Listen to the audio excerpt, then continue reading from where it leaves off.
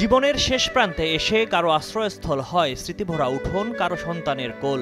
কিন্তু ৮৫ বছরের বৃদ্ধা সনাতন নেসার আশ্রয়স্থল হয়ে উঠেছে একটি কবরস্থান।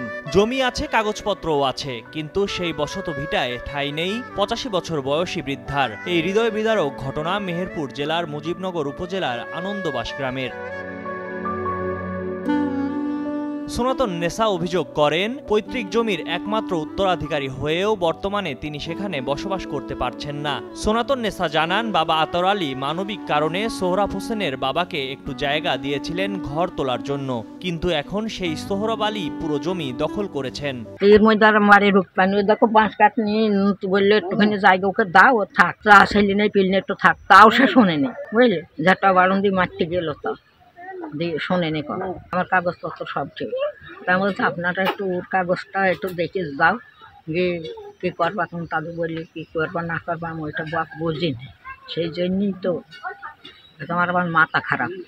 আমার মেয়েও নেই পাখে, তাই তো বলি দেখাশোনা আমি করবো, তাই তুমি দিয়েছি এটা, তোরা করম করছে।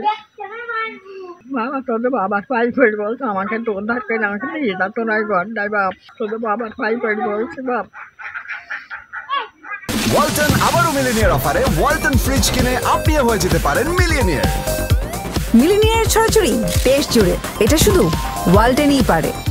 সনাতন নেসা ২০২১ সালের ৮ সেপ্টেম্বর তার নাতনি পারুল খাতুনকে রেজিস্ট্রির মাধ্যমে জমি হস্তান্তর করেন। এরপর পারুল সরকারিভাবে খাজনা পরিশোধ করে ২১৭১ নং হোল্ডিং নম্বরে সেই জমির দায়িত্ব গ্রহণ করেন। জমি রেজিস্ট্রি, খাজনা খারিজ ও দলিলপত্র থাকার পরেও জমিতে তাদের প্রবেশাধিকার নেই বলে দাবি করেন পারুল খাতুন।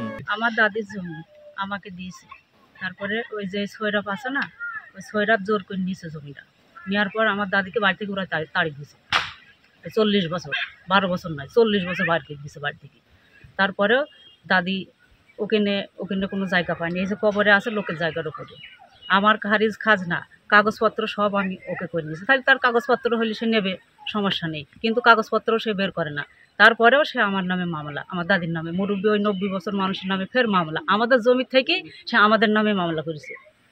তাহলে এটা কি ঠিক করেছে? সে ঠিক করেনি। সে গ্রামে বসলো না কেন, বসে কাগজপত্র দেখলো না, তার হলে সে নেবে। আমরা যতই আমরা বলি না কেন, দেখুক সে মানুষে দেখুক কাগজপত্র আমাদের ঠিক আছে কিনা নেই, দেখার পর সে আমাকে আমার জনগণ আমার একটা বিচার করে দেবে।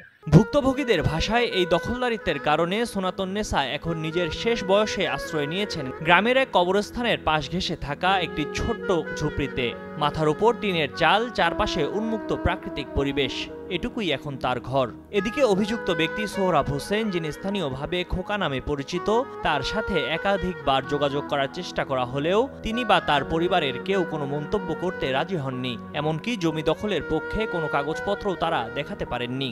এ নিয়ে স্থানীয়দের মধ্যে মিশ্র প্রতিক্রিয়া দেখা দিয়েছে। অনেকেই বিষয়টিকে মানবিক দৃষ্টিকোণ থেকে দেখছেন এবং প্রশাসনের দৃষ্টি আকর্ষণের দাবি জানিয়েছেন। স্থানীয় প্রশাসনের প্রতি প্রশ্ন উঠেছে, কাগজপত্র বৈধ থাকার পরও কেন এক বৃদ্ধা তার জমিতে বসবাস করতে পারছেন না? কেন তাকে ঠাঁই নিতে হলো কবরস্থানে? ডেস্ক রিপোর্ট, ময়ূখ ইসলাম, কালের কণ্ঠ।